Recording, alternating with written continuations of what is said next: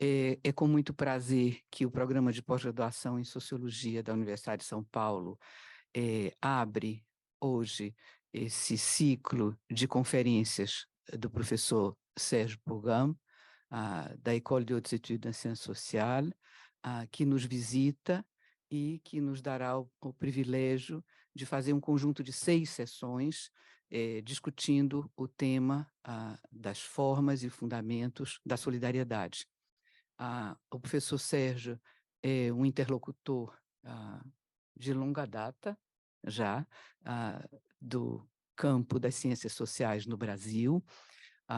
Ele tem uma produção vasta, é diretor de estudos na École de Hautes Études en Sciences Sociales, é diretor do Centre Maurice Roback, é chercheur niveau plus élevé no CNRS, na França, e marcou muito o debate no Brasil e na América Latina com alguns livros clássicos, né, sobre a pobreza, a vulnerabilidade, a desafiliação, a precariedade.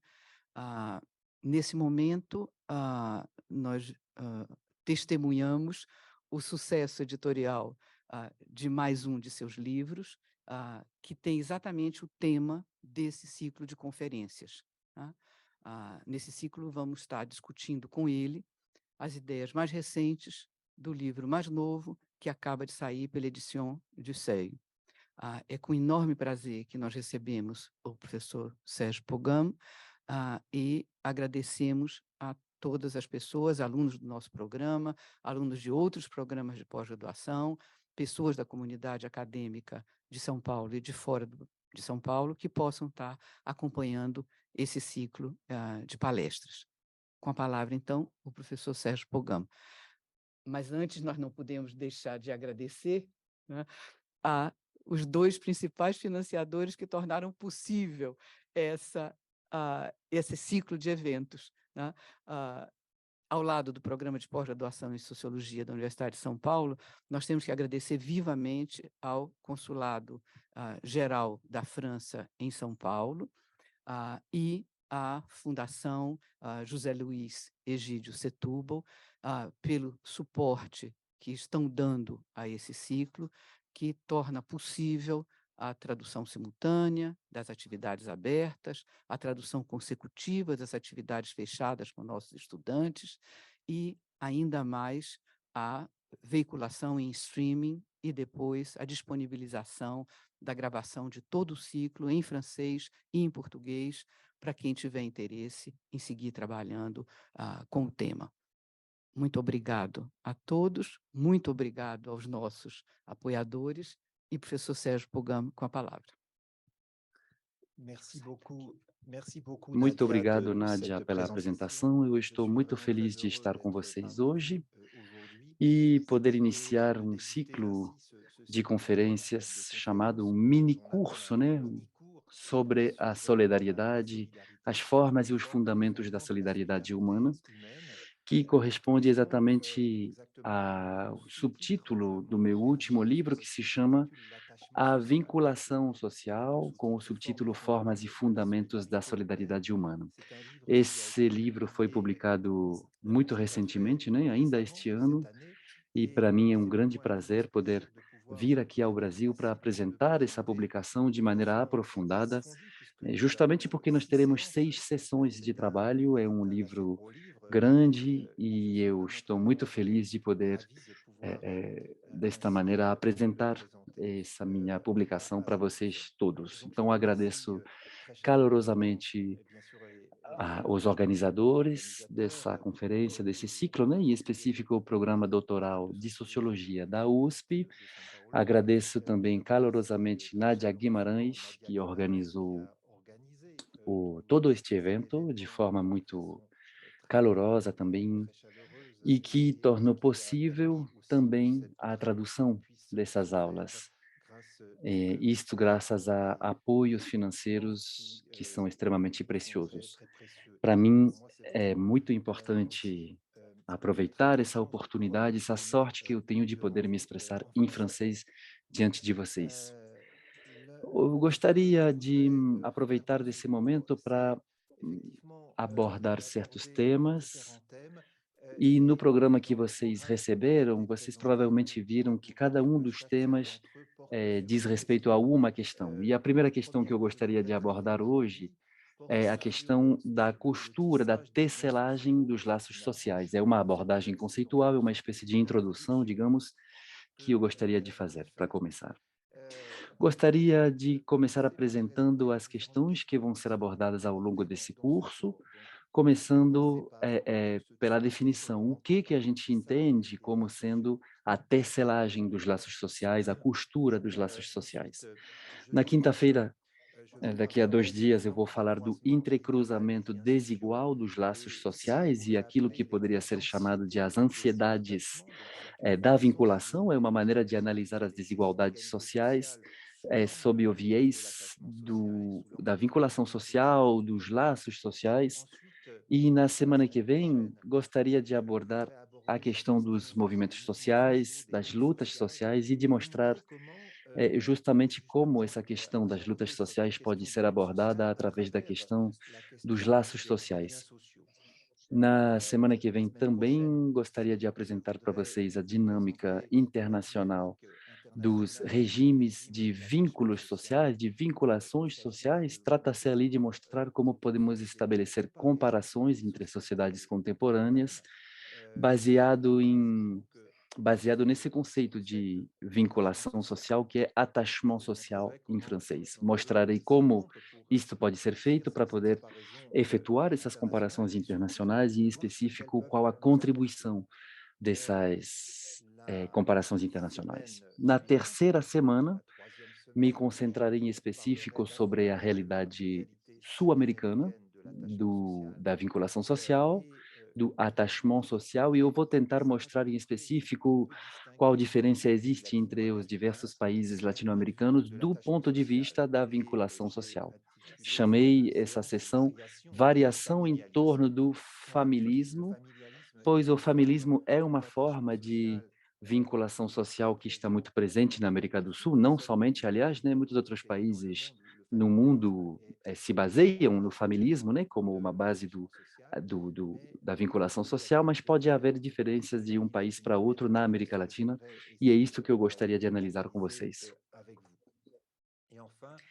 Por fim, para encerrar, né, vai ser o último dia da minha estadia aqui, né, vai ser no dia 17 de agosto, e eu vou tentar mostrar para vocês quais são as perspectivas de pesquisa que nós podemos pensar em torno da teoria da vinculação social.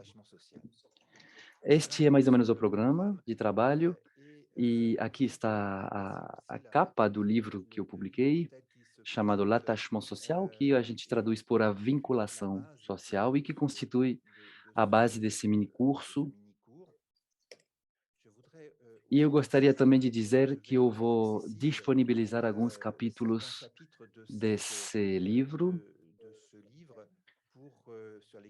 sobre o qual que eu vou utilizar em específico, e vocês poderão acessar também os vários capítulos. Hoje, por exemplo, eu vou utilizar principalmente os 3 primeiros capítulos deste livro, e vocês poderão acessar, porque vamos publicar o que vocês chamam de doodle.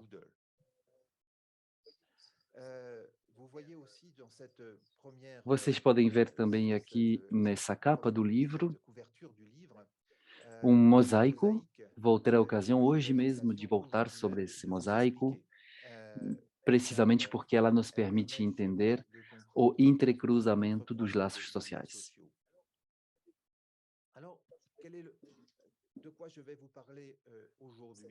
Eu vou falar hoje nessa sessão sobre a tecelagem, a costura dos laços sociais. Eu gostaria de começar lembrando os 2 conceitos fundamentais do Durkheim, que é o fundador da sociologia francesa, e ele definiu esses conceitos no livro que constitui a tese dele, né, da divisão do trabalho social, e eu gostaria, portanto, de começar mostrando como esses conceitos do Durkheim, que são muito conhecidos, contém uma certa ambiguidade, carregam consigo uma certa ambiguidade, ao ponto de não ser retidos pelo próprio Durkheim na continuação da obra dele. Por que que ele passou a tratar de outros assuntos depois e não manteve seu foco sobre esses conceitos? Eu vou tentar falar sobre isso hoje e mostrar por que que o Durkheim, afinal, ele passou desses dois conceitos a um terceiro conceito, que é o conceito de vinculação, de vínculo ao grupo, né? Que é o conceito que eu vou utilizar hoje, que eu vou prolongar também hoje, vou definir de maneira mais precisa no marco dessa aula de hoje, né? Essa também, inclusive, é a razão pela qual no livro eu pude começar falando já dessa questão, né? Ao me inscrever na tradição do Durkheim. Isto vai me levar, naturalmente, a definir o que eu entendo como sendo attachement social, que seria vinculação social. É mais ou menos este o plano da minha aula de hoje, tá?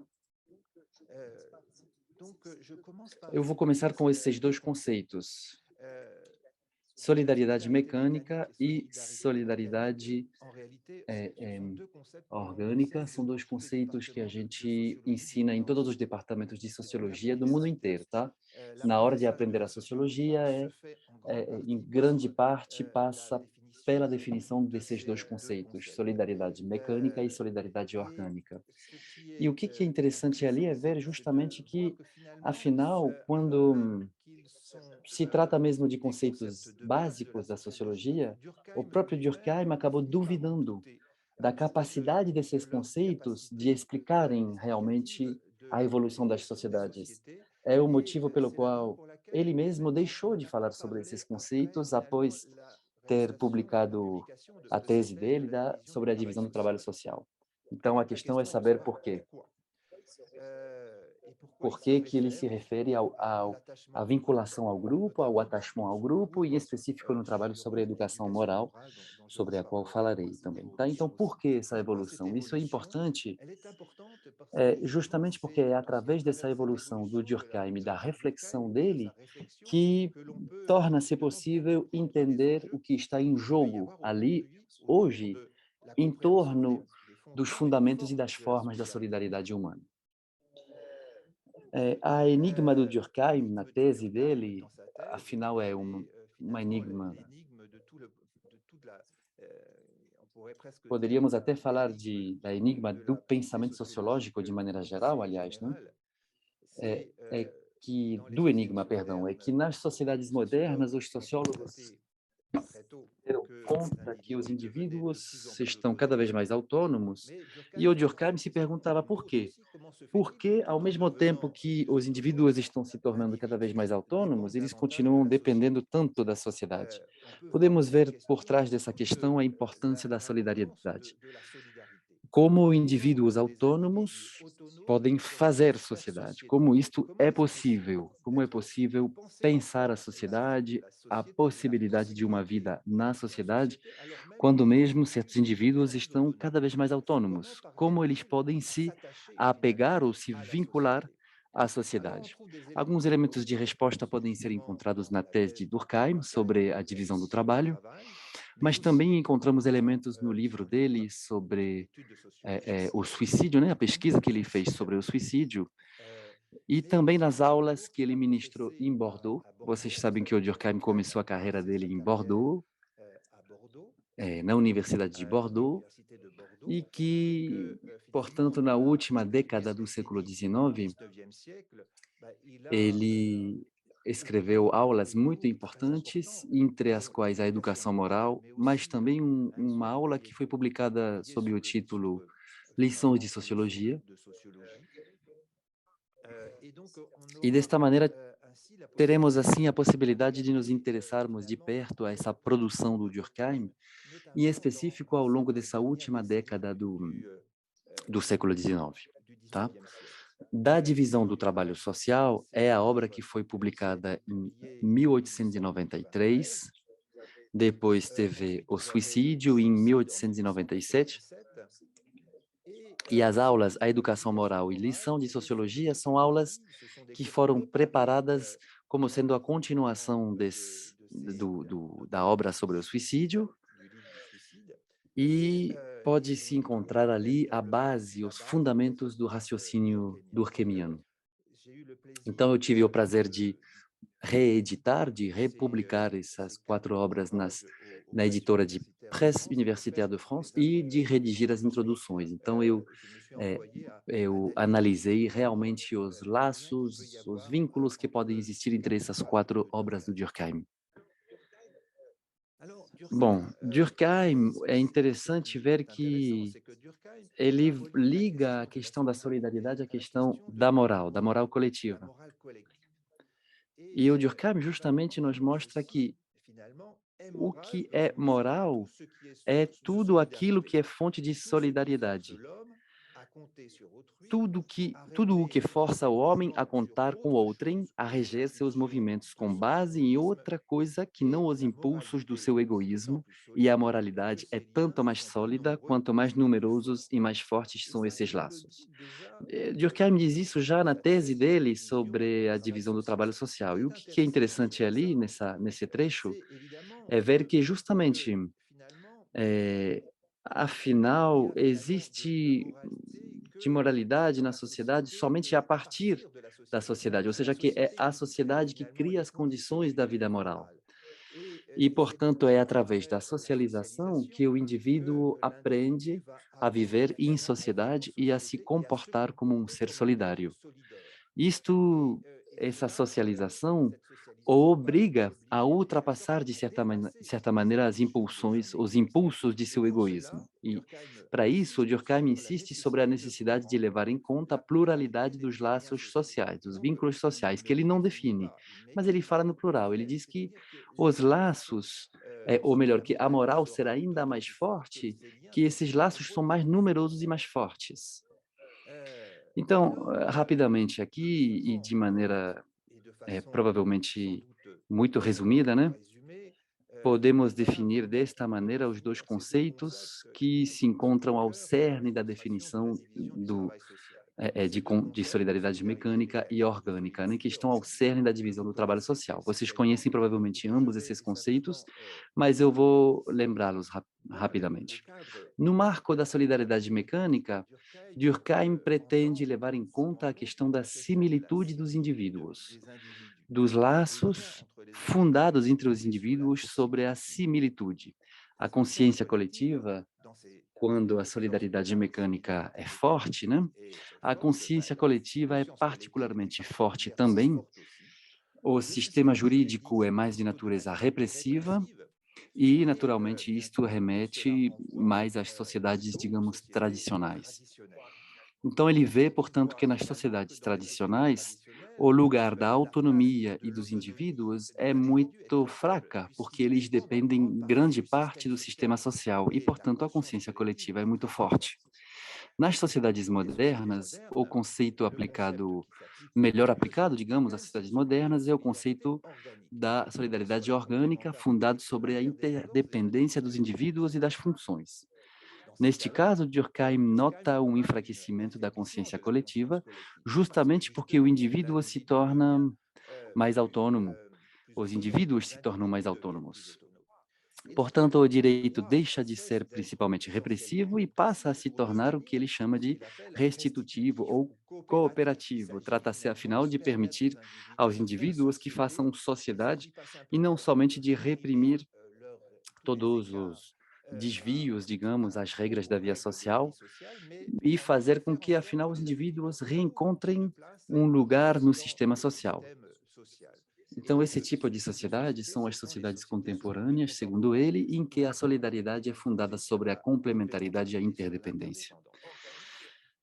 É orgânico no sentido que, afinal, nós poderíamos dizer que, afinal, dentro de um organismo, existem vários órgãos, né, diferentes uns dos outros, no entanto, todos úteis para o funcionamento do organismo. Então, essa que é a interdependência que faz a solidariedade. Então, os indivíduos são autônomos, cada vez mais diferentes, no entanto, muito solidários uns com os outros pela complementaridade. A questão que podemos se fazer agora é, será que esses conceitos, por mais úteis que sejam, será que eles já não são muito abstratos, abstratos demais? Pode-se dizer que existem formas de solidariedade mecânicas também nas sociedades modernas? Aqui nós temos uma das questões que é muito justa de se fazer. Vemos muito bem hoje em dia que nas sociedades modernas tem também grupos sociais que funcionam segundo a base da similaridade, digamos, né? Na base do fato de que, afinal, se tem um mesmo destino, uma mesma crença, os mesmos valores, e a gente se apoia uns aos outros justamente por termos o sentimento de sermos muito próximos uns dos outros. Naturalmente, nas sociedades modernas existem formas de solidariedade mecânica, o que significa que, afinal, a oposição entre a solidariedade mecânica e orgânica, afinal, não é tão fácil assim para poder caracterizar a evolução das sociedades modernas, das sociedades em geral.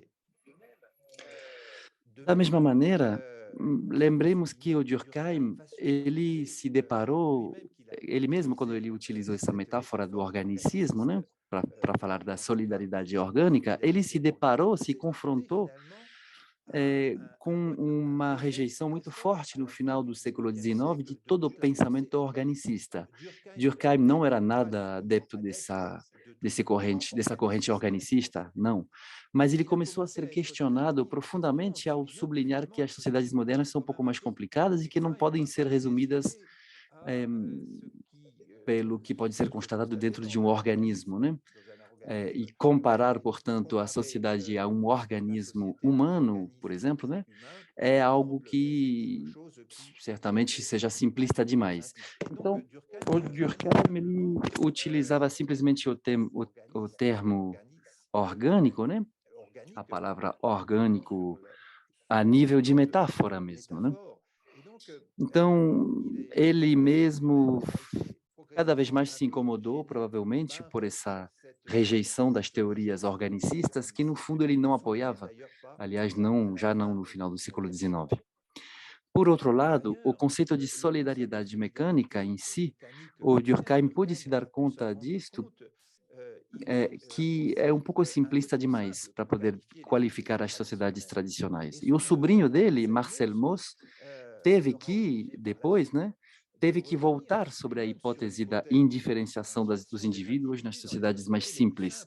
Isto porque, nessas sociedades tradicionais, existe uma divisão do trabalho que é feita por sexo, por idade, por geração, por clã. Então, certamente, o conceito de solidariedade mecânica do Durkheim hum, certamente era abstrato demais para poder qualificar todas essas sociedades tradicionais, assim como ele pretendia fazer inicialmente. Então, isto levou o Durkheim a pensar que, afinal de contas, ambos estes conceitos precisavam ser ultrapassados. No entanto, é preciso dizer algo importante. Eu queria insistir sobre isso aqui, porque é um ponto aqui muito importante. Esses dois conceitos se depararam também com a doutrina do solidarismo. A doutrina do solidarismo foi desenvolvida em específico pelo Léon Bourgeois na obra dele chamada Solidariedade, Solidarité. E essa obra foi publicada somente 3 anos depois da publicação da tese de doutorado do Durkheim. Então, a doutrina é uma doutrina, tá? Não é uma reflexão sociológica. Léon Bourgeois era presidente do conselho, era um filósofo de formação, né? Filósofo de formação e que teve uma grande importância na vida política francesa. Ele teve uma carreira muito importante também, e a publicação dele teve um sucesso considerável, muito mais, aliás, do que a tese de Durkheim em termos de divulgação. Na verdade, Léon Bourgeois desenvolve uma noção que não existe na reflexão sociológica do Durkheim, na tese de doutorado dele, né? Que é a noção de dívida social, tá? E o Léon Bourgeois, justamente, ele ressalta, para que seja bem entendida essa noção de dívida social, segundo ele, para poder forjar a doutrina do solidarismo, ele diz o seguinte: assim que a criança, após a amamentação, separa-se definitivamente da mãe e se torna um ser distinto, recebendo de fora os alimentos necessários à sua existência, ele é devedor. A criança, ela é devedora. Não dará um passo, um gesto, não obterá satisfação de uma necessidade, não exercerá uma de suas faculdades nascentes, sem recorrer ao imenso reservatório de utilidades acumuladas pela humanidade. Dito de outra maneira, a criança, a partir do momento que nasce, já é devedora, ou seja, que chega no mundo e vai poder se beneficiar por todo o acúmulo de riquezas acumuladas pelas gerações anteriores, desde o nascimento da humanidade.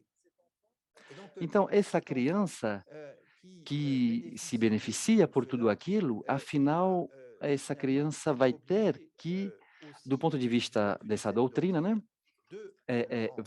vai ser obrigada, digamos,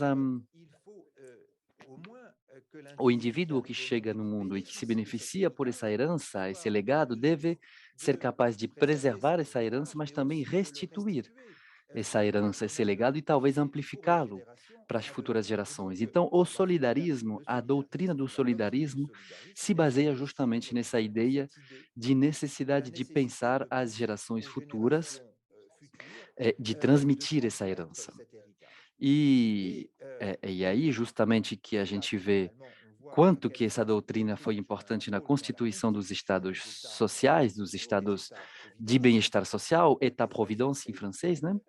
É que, afinal, através dessa doutrina, podemos muito facilmente nos tornarmos associados solidários, ou seja, que os indivíduos que vivem na sociedade passam a ser considerados indivíduos associados solidários, porque a única forma de transmitir para as futuras gerações o bem-estar que recebemos desde o nascimento e ao longo da vida, né, é justamente para mutualizar os riscos mais importantes, aqueles que envolvem todas as aleatoriedades da vida, e a questão, portanto, passa a ser, afinal, a gente não sabe ao certo eh, o que, o que,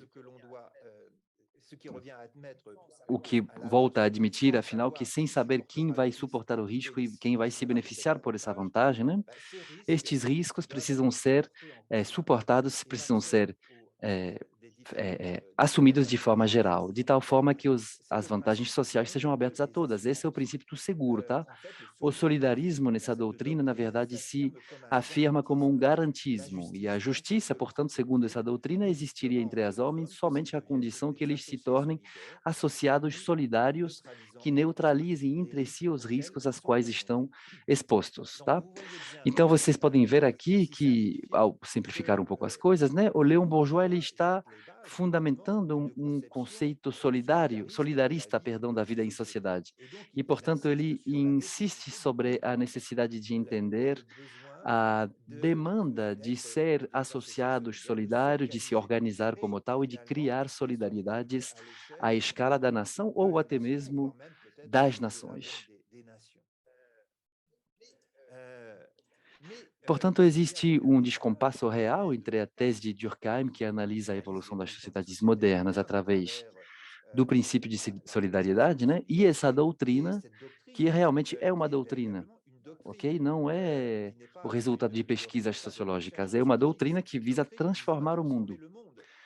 Então, a gente pode tentar aqui estabelecer um paralelo entre a solidariedade orgânica do Durkheim e o solidarismo de Leon Bourgeois. Eu citei ambas as obras, né, que foram publicadas com uma diferença de 3 anos na última década do século XIX. Por um lado, nós temos a solidariedade orgânica, que remete à complementaridade e interdependência, no mundo do trabalho em específico, quando no solidarismo é a interdependência das gerações que conta, e assim como a noção de dívida social, que não está presente, por sinal, na tese do Durkheim. A prevenção diante das ameaças de desregulação, bom, segundo Durkheim, o que deve ser feito para poder enfrentar os riscos de anomia, de desorganização das sociedades modernas, é o reforço dos grupos profissionais. Essa é a lição que o Durkheim nos entrega no prefácio da segunda edição da tese dele. reforço dos grupos profissionais.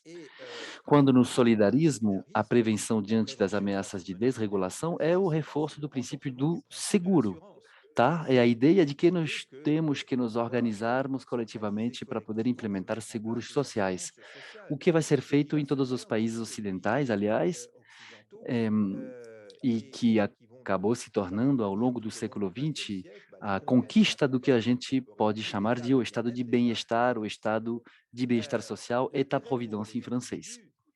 O interesse para os indivíduos, poderíamos falar que quando Durkheim analisa a solidariedade orgânica, ele ressalta várias coisas no livro dele sobre, em específico, o princípio de reconhecimento. É preciso que o indivíduo se sinta útil em relação aos outros. O lugar dele na sociedade é definido em termos de utilidade social. Este é o princípio de reconhecimento. E o Durkheim ressalta isso, tá? Encontrar o seu lugar na sociedade, ser útil para os outros na sociedade. Agora, no solidarismo, o Léon Bourgeois, ele ressalta outra coisa. Ele fala do sentimento de ter um seguro, de ser seguro diante das aleatoriedades da vida. E o Léon Bourgeois, portanto, ressalta um princípio que não é do reconhecimento, mas que é sim da proteção, o princípio de proteção para o bourgeois, tá? Entre esse conceito de solidariedade orgânica e o princípio de reconhecimento, e no solidarismo o princípio de proteção, nós temos aqui duas noções que me parecem essenciais. Por um lado, reconhecimento, por outro, proteção, tá? Duas noções fundamentais que a gente vai utilizar, que eu vou utilizar justamente para poder avançar na compreensão dos mecanismos da solidariedade hoje em dia. Bom, as insatisfações do Durkheim, se esses dois conceitos de solidariedade, mecânico e orgânico, se tornaram clássicos, né?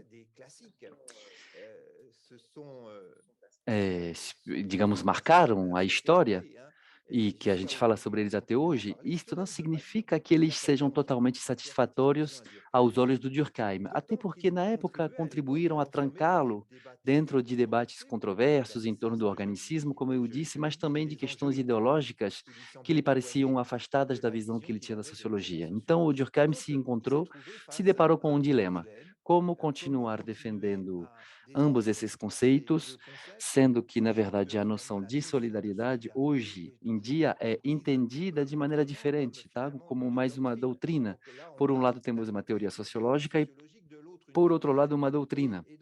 E a mesma palavra, solidariedade, é utilizada em sentidos totalmente diferentes, e Durkheim ele acabou duvidando, ele mesmo acabou duvidando dessa necessidade de preservar uma definição realmente sociológica da solidariedade, e ele tentou justamente passar a outra coisa, né? Girar a página, virar a página. E essa outra coisa que nos interessa, precisamente porque após a publicação da sua tese, após ter feito a pesquisa sobre o suicídio, né? Pesquisa dentro da qual ele demonstra os mecanismos sociais do suicídio, Durkheim escreve essa obra chamada A Educação Moral, e nós sabemos hoje em dia que ele começou a escrever essa aula no ano depois da publicação do suicídio.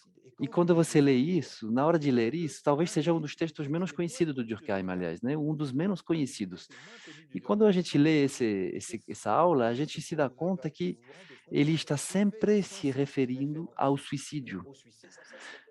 Sempre. E é como se, afinal, a educação moral fosse uma educação necessária para, de certa maneira, evitar fazer com que os indivíduos na sociedade eles cheguem a essa solução extrema que é se matar, né?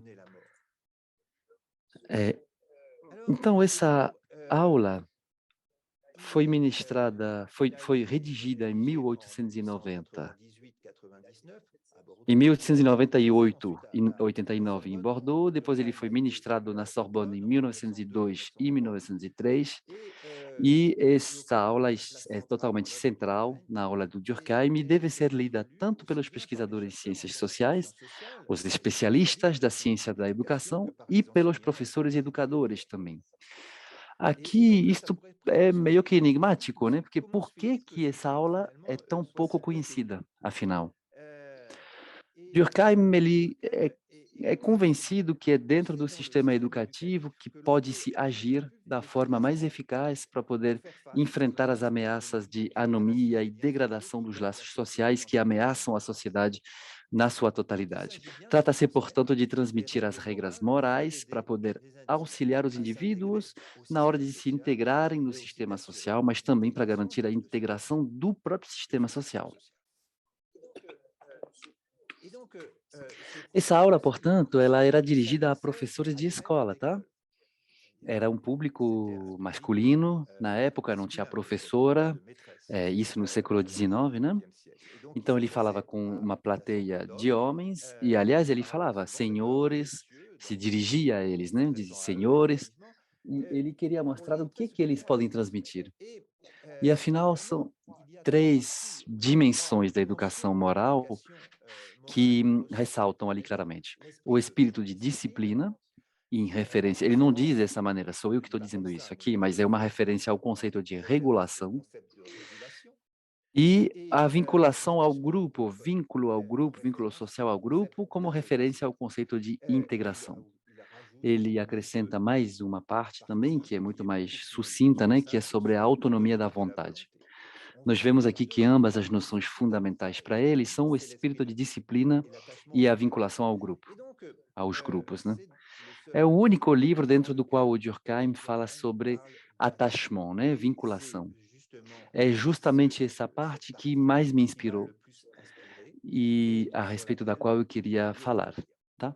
Então, o Durkheim ele fala justamente desses três grupos de vinculação, né, que são a família, a pátria e a humanidade, tá? Em outros trechos do livro, ele também fala sobre as corporações, ele também fala sobre as associações, né?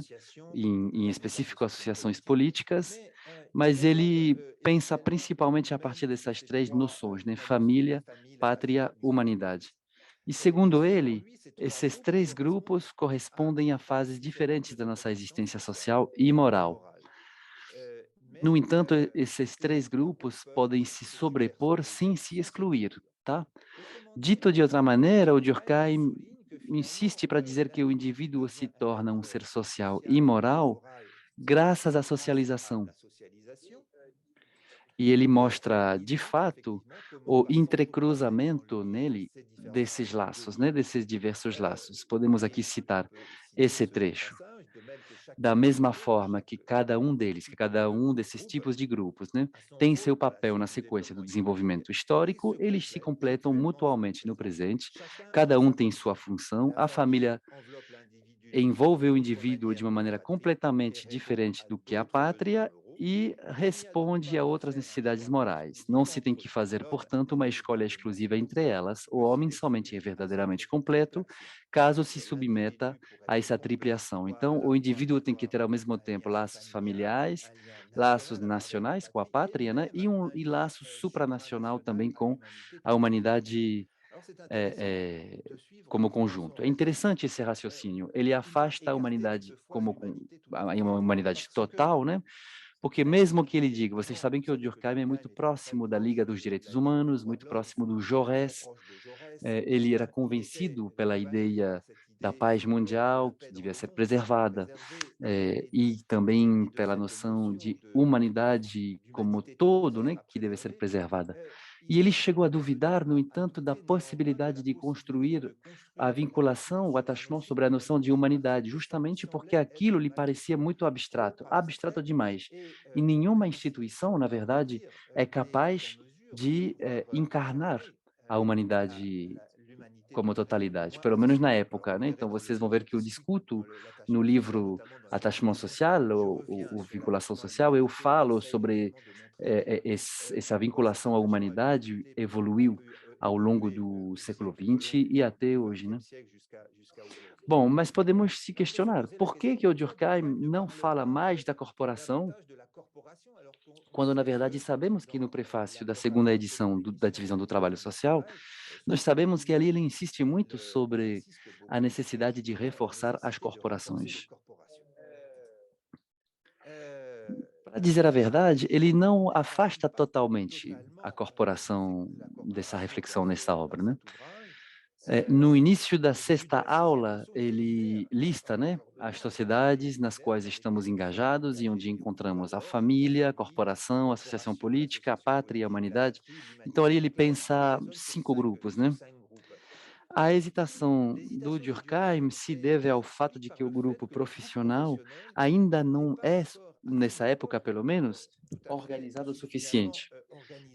Falamos aqui do início da organização profissional dos grupos tais como os conhecemos hoje em dia, tá? Hoje em dia, os empregos são protegidos por convenções coletivas definidas em função dos grupos profissionais, mas o grupo profissionais é um grupo que está no devir, né? E para ele é importante reforçar justamente este grupo profissional ou estes grupos profissionais, e é justamente aquilo que ele faz nesse segundo prefácio da divisão do trabalho social. E provavelmente na hora que ele redige essa aula, ele não terminou ainda a reflexão dele sobre esse ponto. Agora, a questão importante é: existe uma hierarquia das vinculações aos grupos sociais? Será que, afinal, existe uma prioridade? Ou seja, mesmo que esses grupos sejam muito importantes e importantes também para o desenvolvimento do indivíduo, até porque tudo vai reaparecer, né? O ser social se torna um ser completo a partir do momento em que esses grupos se entrecruzam nele. Mas esses grupos, afinal, será que eles estão situados no mesmo nível ou no mesmo plano? A resposta do Durkheim a respeito disso é bem interessante, porque, segundo ele, não tem dúvida de que se a família, a pátria, a humanidade são todos vitais, evidentemente, diz ele, né, e é um ponto importante, os fins domésticos são e devem ser subordinados aos fins nacionais, porque a pátria é um grupo social de uma ordem mais elevada. Segundo ele, não há dúvida de que o Estado deve prevalecer sobre a família, tá? O Estado deve prevalecer sobre a família. Quando eu digo isso em sociedades latino-americanas, quando eu digo que o Estado deve prevalecer sobre a família, não é óbvio nas sociedades latino-americanas, porque, na verdade, se confia mais na família do que no Estado, não é? Nas sociedades latino-americanas, principalmente quando o Estado já foi totalitário, ou corresponde ainda com formas de poder abusivo, excessivo, ou mesmo quando o poder é um pouco corrupto, pode-se confiar no Estado? Bom, mas para o Durkheim, na época, republicano convencido pela ideia republicana, afinal ele acha que é através do Estado, ou seja, que a família deve prevalecer sobre, ou o Estado deve prevalecer sobre a família, segundo Durkheim, tá? Bom, poderíamos dizer que a humanidade é superior ao Estado, para falar da pátria, né, claro, mas essa supremacia é equívoca, porque ela não remete a uma sociedade constituída, porque a humanidade não é uma sociedade constituída, não possui uma organização própria, então seria muito abstrato. Voltamos aqui a insistir sobre a necessidade de organizar a solidariedade, organizar a vinculação principalmente através da vinculação à pátria. Essa resposta do Durkheim, que é interessante do ponto de vista sociológico, se a gente contextualiza, né, o Durkheim da época, sociólogo, grande republicano da Terceira República Francesa, totalmente favorável à constituição de uma sociedade unida, dentro da qual instituições muito fortes podem favorecer a vida em sociedade. Então, podemos entender por que que o Durkheim insiste tanto sobre o Estado e sobre essa visão republicana. Podemos também dizer para o Durkheim hoje, né? Podemos dizer que na análise dele tem uma mistura de análise sociológica, assim como propostas de reforma, não é? Porque ele é convencido que a sociologia deve ser útil à sociedade. Então, o ponto de vista dele continua sendo muito normativo. Isto porque o Durkheim se trancou um pouco dentro de um marco muito normativo e marcado demais pela ancoragem da realidade francesa da época, mesmo que ele tenha elaborado conceitos fundamentais que lhe teriam permitido se distanciar daquilo. Mas, enfim, podemos aqui tentar ver eh, que, afinal, através desses sistemas, essas formas de vinculação à família, mundo do trabalho, da pátria, podemos dizer que, afinal, vemos que existe por trás disso um vínculo entre a vinculação ao grupo e a moral. A vinculação à família e ao sistema de parentesco vai remeter muito à moral doméstica. Ele fala muito sobre a moral doméstica nas lições de sociologia. A vinculação à corporação fundamenta a moral profissional. Quando você entra numa profissão, você passa a ser solidário do mundo do trabalho e você passa a interiorizar as regras do mundo do trabalho que constituem regras morais, afinal. E a vinculação à pátria fundamenta um outro universo, uma outra esfera da moral, que é a moral cívica. Bom, atualmente, vocês vão ver, aliás, que aqui é um dos desafios aos quais eu me atentei em específico, nessa minha obra, né? Afinal, eu tento dizer, vamos tentar ver como essa hierarquia existe entre as várias esferas da moral nas várias sociedades. E o sociólogo contemporâneo visa analisar como, a partir da produção de normas e da coerência das normas sociais, como se dá a vinculação aos grupos e às sociedades. E podemos dizer que este processo é um processo plural. É preciso insistir sobre a pluralidade nas formas antropológicas e históricas desse processo. Portanto, a teoria da vinculação social se alimenta pela ambição essa era a minha ambição nesse livro, né? De poder integrar essa pluralidade das formas históricas e antropológicas.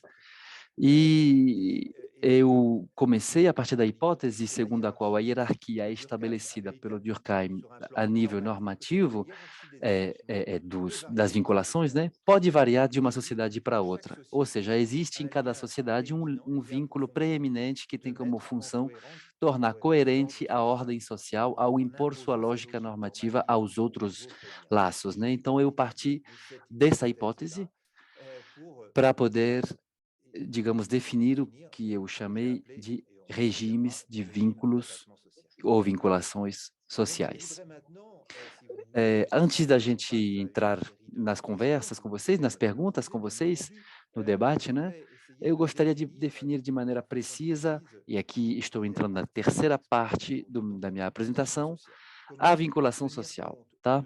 Como levar em consideração o pensamento do Durkheim e como enriquecê-lo, como prolongá-lo e como dar uma definição precisa da vinculação, do attachement em francês, tá? Para definir isto sociologicamente é preciso começar falando dos vários tipos de laços sociais, assim como Durkheim tinha feito. Podemos distinguir desde já pelo menos dois tipos de laços sociais. Existem laços que designam o pertencimento a um grupo desde o nascimento, família, clã, nação, e, neste caso, o laço corresponde a uma comunidade social que preexiste ao indivíduo e do qual depende. Quando chegamos no mundo, né, nós já temos um laço, nós já temos uma filiação, um vínculo de filiação que nós não escolhemos. Temos pais, e nós temos também o estado civil, porque assim que se nasce, as crianças são registradas na prefeitura. Então, já temos uma nacionalidade, já somos um cidadão a partir do momento que a gente nasce, mas sem ter escolhido nada. Então, através desse laço, já existem profundas desigualdades. A gente pode nascer numa família rica, pobre, num país rico, num país pobre, e nada pode ser feito. É assim, você vai ter que suportar essa desigualdade, aguentar essa desigualdade para sempre, porque são laços que nos foram atribuídos desde o nascimento. Agora, entre os laços que existem, também existem alguns que remetem a uma contractualização, uma participação da vida na sociedade. E ali, o indivíduo não é designado como sendo parte de algo, na verdade, são escolhas feitas de maneira afinitárias. A pessoa participa de forma voluntária, a tal ou tal profissão, a tal ou tal associação. Então, o laço ali corresponde a uma associação de indivíduos autônomos. Ou seja, que nos laços é preciso, por um lado, distinguir os laços que designam como sendo parte de algo e, por outro lado, os laços que remetem a uma contractualização, uma escolha contractual que tem a ver com a escolha de participação na sociedade do indivíduo. Repito que, segundo Durkheim, a sociedade é a condição necessária da moral. Não é apenas uma justa posição de indivíduos que contribuem ao entrar com uma moralidade intrínseca. O homem é um ser moral somente porque vive em sociedade, já que a moralidade consiste em ser solidário de um grupo e varia conforme essa solidariedade varia. Então, quando falamos de moralidade, não é a moralidade como comportamento, tal como se costuma ouvir. Precisamos entender que a moralidade do Durkheim é o sentido de solidariedade, é ser solidários uns com os outros. Então, podemos insistir sobre o fato de que os vários tipos de vínculos remetem a esferas distintas do coletivo, né? A moral doméstica, associativa, profissional, cívica. Poderíamos insistir, portanto, sobre essas várias esferas da moral. E poderíamos também, e ali eu vou insistir na definição, né? A definição que eu dou da vinculação social, insisto sobre o fato de que os vários tipos de laços, sejam eles designados ou sejam eles de uma contratualização, de uma participação, têm fundamentos em comum. E ali eu queria retomar essa distinção, que eu já abordei há pouco, entre proteção e reconhecimento. Quando se fala de proteção, eu tendo a dizer, afinal, que nós contamos com, tá? Compter sur em francês. Agora, o reconhecimento seria contar para, compter pour em francês. Quando se diz que nós temos um amigo e que, afinal, tentamos definir o que que é um amigo, dá vontade de dizer que um amigo é uma pessoa com a qual eu posso contar com essa pessoa. Então, é a dimensão da proteção ali. Agora, para continuar falando desse exemplo da amizade, agora, a amizade não é somente poder contar com alguém, é também poder trocar, eh, intercambiar, fazer com que o indivíduo se sinta reconhecido, acolhido, valorizado, isto através do olhar do outro. Então, na amizade tem essa dimensão da troca. Bom, na amizade a gente troca a proteção, tem uma proteção mútua, mas também tem uma troca de reconhecimento, ou seja, tem uma valorização mútua um do outro, né? E é por este motivo que existe um laço de amizade forte, um vínculo de amizade forte, né? Então é nisso que eu queria refletir para falar dos fundamentos dos laços sociais. Eu defini 4 tipos de vínculos. Pesquisei um pouco sobre as formas de proteção e de reconhecimento que são ligadas a esses tipos de laços, né? 4 tipos de laços, portanto: os laços de filiação, de participação eleitiva, de participação orgânica e de cidadania.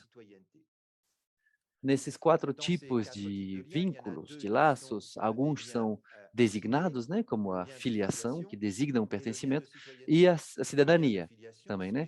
Filiação, porque é um laço entre pais e filhos, não é escolhido, é algo que é imposto desde o nascimento. O laço de cidadania é a mesma coisa, é claro que pode mudar de cidadania, ou ganhar outra cidadania adicional, né, em função da vida que a gente vai ter, das trocas que a gente vai ter sei lá, casamentos. Podemos então sim mudar a cidadania, mas no entanto trata-se aqui de um vínculo de designação, de pertencimento, né. Os outros 2 tipos, de participação eleitiva e de participação orgânica, quanto a eles, não são vínculos designados, tá. Para participação eleitiva é algo entre cônjuges, entre amigos, entre próximos, escolhidos, né. E ali, sempre que se participa de um clube, de uma associação, de uma vida coletiva dentro de um bairro, por exemplo, nós estamos falando desse vínculo de participação eletiva e nos comprometemos, enquanto indivíduos, a participar de relações sociais que são minimamente definidas por regras precisas. O laço de participação orgânica, estou retomando aqui o conceito de solidariedade orgânica do Durkheim, e eu quero insistir sobre o fato de que esse laço se instaura na vida profissional entre protagonistas da vida profissional. Para cada um desses tipos de laços ou de vínculos, podemos distinguir uma forma de proteção e de reconhecimento. Naturalmente, no laço de filiação, o que engaja a proteção ali é o fato de poder contar com a solidariedade intergeneracional, tá? As crianças, para poderem se tornar adultos, precisam da proteção dos pais. Poderíamos dizer também que, uma vez que as pessoas envelhecem, eh, eles podem passar a precisar do socorro das crianças, principalmente na hora de perder a autonomia, quando se envelhece, né? Então, a solidariedade intergeneracional é essa proteção de perto que tem a ver com essa moral doméstica também, naturalmente. No laço de filiação existe também não somente a troca de proteção, mas também tem uma troca de reconhecimento, porque de fato encontramos ali formas de reconhecimento desde o nascimento, né? Vocês sabem que a criança, quando ela nasce, ela vai progredir pessoalmente rápido se ela for estimulada, se ela for reconhecida, encorajada pelos pais. Então, vai querer agradar os pais para que os pais possam aplaudir todos esses progressos na vida. E isso é simplesmente porque existe essa dimensão de contar para alguém, tá? Esse reconhecimento afetivo. Agora, no laço de participação eletiva, já falei sobre isso, a amizade, né? Não vou voltar a falar sobre isso. Agora, laço de participação orgânica, a gente pode ver ali que na dimensão da proteção ali tem tudo aquilo que eh, está ao redor, digamos, do contrato de trabalho, tudo que tem a ver com o trabalho de contrato de trabalho. Por exemplo, o fato de poder se beneficiar enquanto assalariado, funcionário, de uma convenção coletiva, ou seja, que o indivíduo dentro do mundo do trabalho, ou pelo menos nas sociedades salariais, é protegido por um ambiente do direito do trabalho e por textos de lei, convenções, etc., que asseguram diante das aleatoriedades da vida e da vida laboral em específico. Agora, no laço de participação orgânica, também tem o reconhecimento, porque o trabalho é a busca de reconhecimento. A gente procura se valorizar pelo que a gente sabe fazer no mundo do trabalho e, portanto, a gente espera um reconhecimento pelo que a gente faz. Então, a dimensão da estima social é fundamental em todo o mundo do trabalho. E no laço, nos vínculos de cidadania, tem naturalmente a proteção jurídica, direitos civis, políticos, sociais, que são ligados ao princípio de igualdade, né? Mas tem também no laço de cidadania o reconhecimento do indivíduo soberano, que é apelado a votar nas urnas e é reconhecido como um indivíduo soberano, ou pelo menos nas sociedades democráticas. Bom, então pode-se dizer que a vinculação social, l'attachement social, é um processo, essa é a minha definição, é um processo de entrecruzamento desses quatro tipos de laços sociais. Então, eu analiso a vinculação social como este processo. E como se dá? Se dá na socialização, quando o indivíduo se torna cada vez mais um ser social. Então, ele vai se vincular a esses grupos, dos quais vão advir laços sociais, vínculos sociais distintos, e o indivíduo passa a ser completo a partir do momento em que, dentro dele, há um entrecruzamento desses quatro tipos de laços. E vocês veem aqui que esses entrecruzamentos não são somente cruzamentos de laços sociais, porque eu disse que cada um desses tipos de laços remete a uma esfera específica da moral. Então, trata-se de um entrecruzamento das esferas da moral em cada sociedade. Essas esferas da moral que constituem a base do processo de socialização. Nós tornamos seres sociais, nós aprendemos a sermos seres sociais, a viver em sociedade, e viver em sociedade significa seguir regras morais para poder ser solidários uns dos outros. É só isso. e não outra coisa. Então, podemos aqui tentar ver como podemos visualizar esse entrecruzamento. E é ali que eu queria voltar a esse mosaico que eu mencionei no início da minha fala, que é justamente aquilo que eu queria usar para ilustrar, aquilo que eu usei para ilustrar a capa do meu livro, né? É o detalhe de um mosaico que está nas paredes de uma sala do Palácio da Alhambra, em Granada, que é o lugar que eu visitei alguns anos atrás, e na época eu estava procurando representações gráficas para mostrar esse entrecruzamento de laços que acontece dentro de cada indivíduo e que permite também ligar, vincular os indivíduos entre eles para eles constituírem uma sociedade, um todo social. Estava tentando fazer gráficos, desenhar gráficos, eu não estava achando nenhuma solução muito convincente e eu me deparei um dia com esse mosaico. Esse mosaico está presente em todas as paredes de uma sala do Palácio da Alhambra, um salão de lá. E vejam bem, o que a gente vê ali? Nesse mosaico aparece uma sobreposição de duas formas, a forma do quadrado e do losango. Então, quadrados e losangos, e, portanto, passei a pensar que os quadrados poderiam representar unidades sociais, indivíduos, grupos, e que cada um dos losangos remeta a um tipo de vínculo social, de participação eletiva, de filiação, de cidadania e o laço de participação orgânica. Então, quando a gente vê, voltando ao meu gráfico aqui, quando a gente vê o que tem em cada um desses quadrados, a gente vê que existe um segmento ali com losangos, né? Ou seja, que a gente encontra um segmento de cada losango em cada quadrado. E aí eu falei, pronto, aqui está uma imagem do entrecruzamento dos laços que existe entre cada um de nós. Agora, esses laços que se entrecruzam dentro de cada um de nós é ao mesmo tempo aquilo que conecta os quadrados, portanto, os indivíduos entre eles na sociedade. E aí eu pensei, é uma ilustração perfeita do entrecruzamento dos laços sociais. E utilizei isso, e aqui é o tema que eu vou desenvolver na segunda aula, né? Ou seja, na quinta-feira, que vai falar especificamente sobre o entrecruzamento dos laços sociais, é que, afinal, quando você está dentro de uma sala, imagina esse anfiteatro aqui, imagina que aqui esse anfiteatro fosse totalmente coberto por esse mosaico. Vocês vão ter a impressão de uma imensidão, não é? Que tudo é ligado, estamos todos ligados uns aos outros. Isto nos dá um sentimento de quase que espiritual, né? A gente sente que a gente é conectado a algo que é maior do que nós. É precisamente o motivo pelo qual na arte bizantina nós gostamos tanto dessas representações gráficas, né?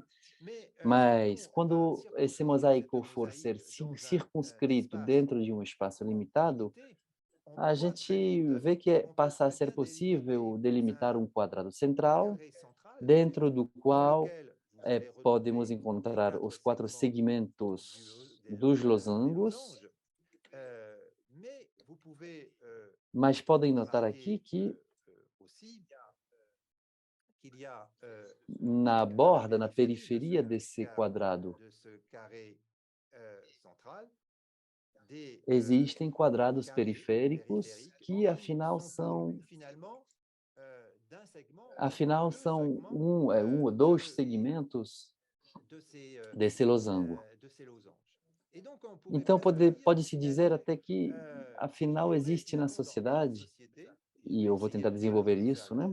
Na sociedade existem indivíduos que são dotados perfeitamente desses quatro tipos de laços sociais e outros encontram-se mais na periferia e, afinal, não estão dotados com esses quatro tipos de laços sociais. Indivíduos que sofrem provavelmente de rejeição social, que não encontram seu lugar direito na sociedade e que, portanto, podemos começar a analisar as desigualdades já a partir de uma matriz desse tipo. Então, podemos se perguntar, esses indivíduos que estão ali nesses quadrados situados na extremidade, Afinal, a gente vê que ao que será que esses indivíduos correspondem? Esses indivíduos que seriam dotados de somente um tipo dos 4 laços? Então fiz essa pergunta, fiz esse exercício, digamos, com estudantes de colégio na França, pedi para eles pensarem sobre isso, né? O que que a gente colocaria nesses quadrados ali? O que que isto representa na sociedade? Então, espontaneamente, os estudantes de colégio, de liceu na França, que, aliás, eu digo que eles estudam, tá, no currículo deles, os laços sociais. É por isso que às vezes me pedem para falar com professores de ciências econômicas e sociais, né, que ensinam para alunos nos colégios na França, e me pedem para apresentar também meus trabalhos para os próprios estudantes de colégio, né? Aí eles me disseram, os moradores de rua. Afinal, os moradores de rua, quais são os laços sociais deles? Onde que a gente vai colocá-los? Ah, lá, peraí, então se eles não terem casas, talvez não tenham mais laços com a família, talvez não tenham mais laços com o mundo do trabalho. Será que eles votam, os moradores de rua? Será que eles são cidadãos? Ou será que eles são cidadãos de segunda categoria, digamos? Será que os moradores de rua têm amigos? Ou será que eles têm relações entre eles? Então, vocês estão vendo ali que a gente começa a refletir a partir do fato de que certas pessoas que vivem na sociedade podem, em determinado momento, encontrar-se sem laços sociais que o remeteriam ao funcionamento da sociedade como conjunto.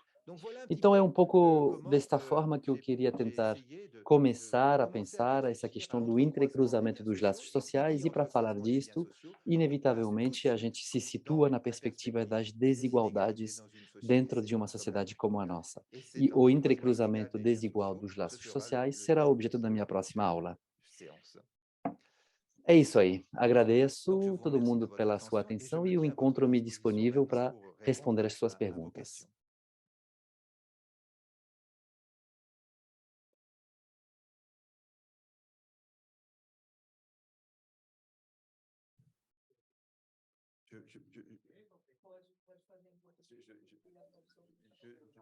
Eu acho que eu consigo entender o português, mas só por via das dúvidas eu vou colocar meu fone aqui.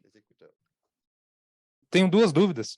Uma é que no começo, assim, mas no começo você colocou uma citação do Durkheim, é Il moral faut tudo qu'il parle dans le aquilo micro, sinon je que é n'entends pas. fonte de solidariedade, tudo aquilo que faz os homens regularem seus movimentos com outros critérios que não o egoísmo, seus impulsos, né? Isso me lembrou do empirismo e subjetividade do Gilles Deleuze. E aí eu queria saber se é uma relação. O Durkheim foi influenciado pelo Hume, o Deleuze que faz uma leitura do Hume talvez muito influenciada pelo Durkheim, ou essa questão da moral era muito comum na época, e aí eles falam... Porque eu vi uma semelhança, eu não sei se a semelhança que eu vi também está errada, né? Mas então, essa questão, assim, o Durkheim teria sido influenciado pelo Hume, ou seria outro o elo, né? E a segunda questão, você fala da... Cadê?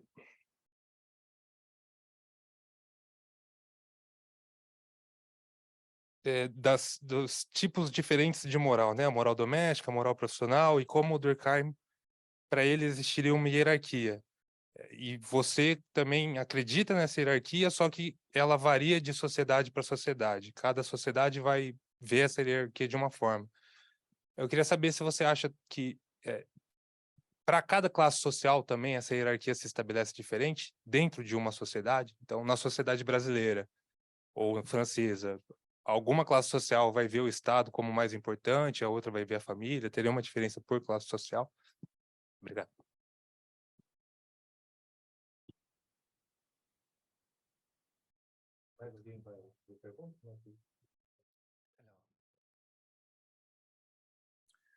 Bom, para a primeira pergunta, sinto muito, eu não vou poder responder de maneira específica. Eu sei atualmente que vários autores, como, por exemplo, Axel Honneth, vários autores como ele, conectam, releem Durkheim e encontram conexões fortes entre Durkheim e os trabalhos dele, né? Quando ele mesmo tinha construído a teoria do reconhecimento e da luta pelo reconhecimento, sem citar o Durkheim. Então, existe uma releitura que é feita do Durkheim hoje em dia que é clara por parte de alguns autores contemporâneos e não tem somente Axel Honneth, né? Tem vários outros. É, e eu penso que é provavelmente ligado às demandas, às necessidades hoje em dia de reencontrar fundamentos comuns nas sociedades modernas, né? O Durkheim volta a ser interessante justamente porque nós temos a impressão, neste início do século XXI, nós temos a impressão que a vida em sociedade está se tornando cada vez mais difícil, que existem confrontos cada vez mais fortes, enfrentamentos, e que é difícil viver na sociedade. Portanto, estamos procurando cada vez mais no Durkheim alguns elementos de compreensão. Portanto, voltamos a estudar a moral quando, durante muito tempo, foi bastante rejeitada a própria questão da moral, dizendo que era uma coisa muito conservadora, quando, na verdade, no sentido do Durkheim, a moral é a solidariedade. Então, hoje existe um movimento muito forte de retorno para o Durkheim por todos estes motivos. Não vou poder responder de maneira muito mais precisa sobre a questão que você levantou, né? Mas eu posso comentar a respeito da segunda pergunta, e de maneira muito específica. E vamos voltar sobre isso, aliás, tá? Porque eu quis questionar o princípio da hierarquia do Durkheim, dizendo que existe necessariamente um grupo que é mais importante do que outro. E eu me perguntei se, afinal, o mais importante não é ver como, na prática, as diversas sociedades funcionam e tentar ver como as sociedades acabam hierarquizando eh, esses grupos, esses diversos tipos de vínculos, né? É por este motivo que eu vou falar muito sobre essas hierarquias com vocês, porque a gente pode tentar medir, e é isto que eu fiz, tá? Com indicadores. A gente vai voltar a falar sobre isso, mas a gente pode tentar medir para saber quanto que existe uma hierarquia dessas morais nas diversas sociedades. O que chama muito a minha atenção, e eu vou antecipar aqui um pouquinho outras outras aulas, né, que eu vou dar, vou antecipar um pouquinho, mas nos países latino-americanos, por exemplo, eu vejo que é muito difícil aceitar a ideia de que o Estado deve prevalecer sobre a família. Agora, quando a gente vê de perto os textos constitucionais do Brasil, por exemplo, ou de outros países latino-americanos, a gente pode ler explicitamente, tá? Na Constituição, está escrito que a família é a célula de base da sociedade. Vocês não vão encontrar isso nas constituições de outros países ocidentais, justamente porque foram construídos de uma maneira diferente, sobre umas bases diferentes. E na América Latina, assim como em outras regiões do mundo, né? Consideramos que a família é a base da sociedade, ou seja, que é uma concepção em que a família prevalece, tá? A gente vai fazer sociedade pela família primeiro, e depois a gente vai fazer sociedade respeitando as instituições, etc. Mas a família é considerada como a célula de base. E isto é uma coisa que a gente não vai admitir tão facilmente, não vai ser admitido tão facilmente em outros países. Por este motivo, me parece interessante ver como essas hierarquias se constituem. Você mencionou as classes sociais e com toda razão. É claro que é preciso sempre cruzar as questões das classes sociais em cada sociedade, né? Porque elas existem, as classes, nas diversas sociedades. E já semana que vem, não, na aula que vem, na quinta-feira, vocês vão ver que eu vou tentar levar em consideração a questão das classes sociais para poder analisar a questão das desigualdades sociais. Agora, o que significaria que, se a gente disser que a família é a célula de base da sociedade, quando a gente diz isso, na verdade, a gente permite, tanto nas categorias mais populares, mais pobres, quanto nas mais ricas, um reconhecimento. Ou seja, não se trata aqui de classes sociais, se trata de um valor que pode ser reconhecido tanto nas categorias mais pobres quanto nas categorias mais ricas. Nos pobres, é uma forma de resistir à pobreza, né? A família é uma maneira de resistir à pobreza, tá? Agora, nas famílias ricas, a família é uma maneira de reproduzir a herança, as desigualdades, portanto, né? Reproduzir a riqueza através da melhor educação possível que vai ser dada para as crianças, etc. Então, a família, tanto nos ricos como nos pobres, continua sendo a célula de base da sociedade. É por este motivo que é por este motivo também que não tem um questionamento desse princípio, desse valor moral que é constituído pela família em certos países. Tem outras perguntas?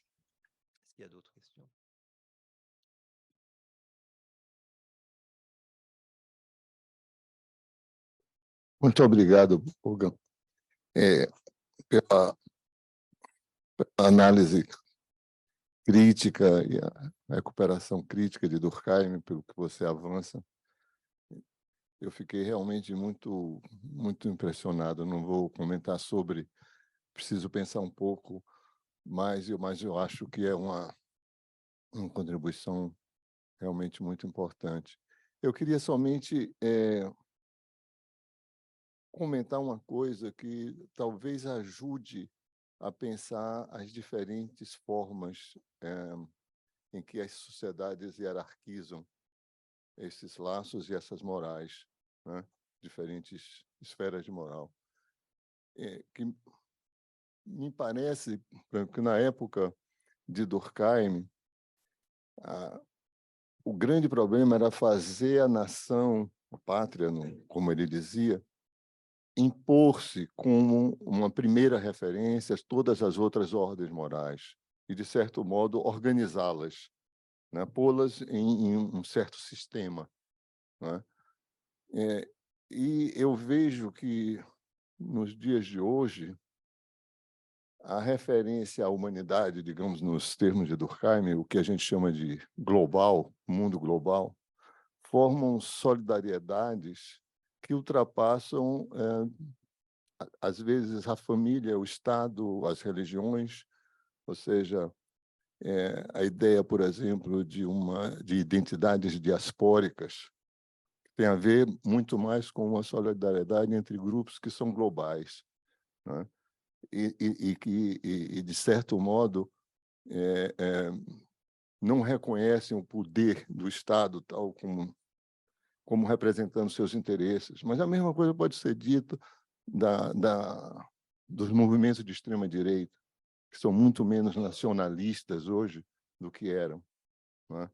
Ou seja, então me parece que essa hierarquização é algo, digamos assim, que nós sociólogos tomamos como dado para analisar, né? Como se fosse estático, mas na verdade são muito dinâmicos. Há uma luta entre diferentes grupos querendo impor certas esferas de hierarquização sobre as outras. Então era só esse comentário, mas muito obrigado pela aula e pelas excelentes ideias e parabéns pelo livro.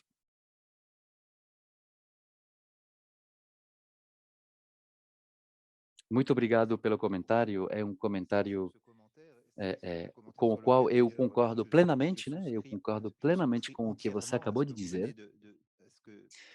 Eu gostaria de ressaltar que a questão, hoje em dia, da vinculação com a humanidade, né? Voltarei a falar sobre isso, aliás, provavelmente na última aula, tá? Nas perspectivas de pesquisa, sabe? Eu disse que a última sessão será dedicada às perspectivas de pesquisa, e existem perspectivas de pesquisa em torno da vinculação à humanidade, né? E você tem toda a razão quando você fala sobre as diásporas, né? Quando a gente vê hoje em dia como, por exemplo, a diáspora africana na França vive, e afinal, essas diásporas podem ser tão bem instaladas na França como na África mesmo. Então, existem conexões permanentes entre essas componentes, várias componentes da diáspora, né? Então, hoje em dia, tem muitos trabalhos sobre o supranacionalismo que são muito interessantes.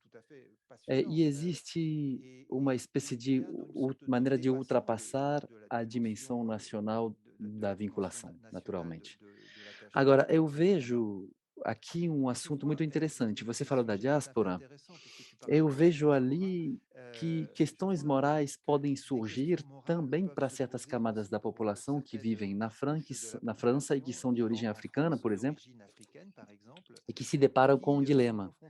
Eh, Boa parte da renda do trabalho dessas pessoas é transferida financeiramente mesmo, né, nos países africanos, justamente porque tem um princípio de solidariedade. As pessoas, essas populações foram para a França para se enriquecer, mas também para trazer riqueza, renda para as comunidades delas, para os vilarejos deles, de onde eles são originários.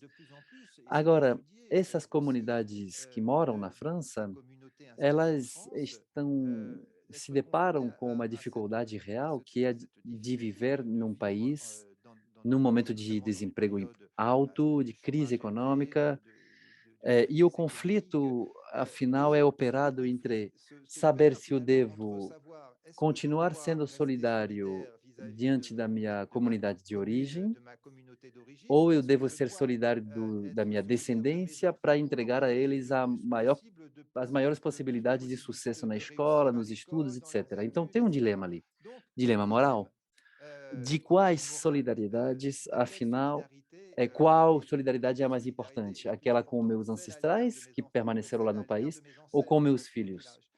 Essa questão, ela permeia, afinal, toda a questão migratória, ela permeia toda a questão diaspórica também.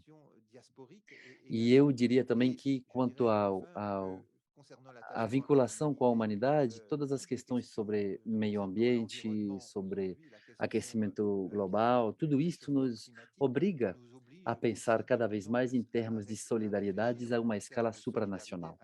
Vemos que não adianta se esforçar para lutar contra a mudança climática num país se todo o resto do mundo, se outros países não fazem nada.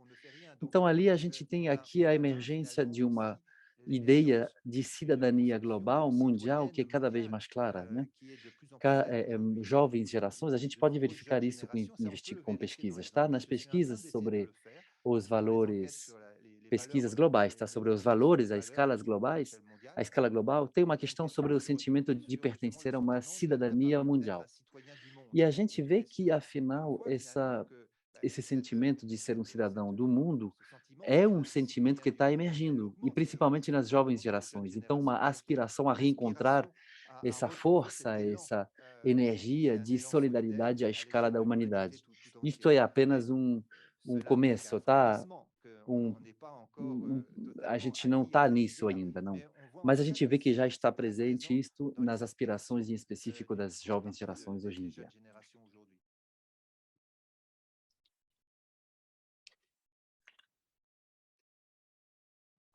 Tem outras perguntas, outras questões?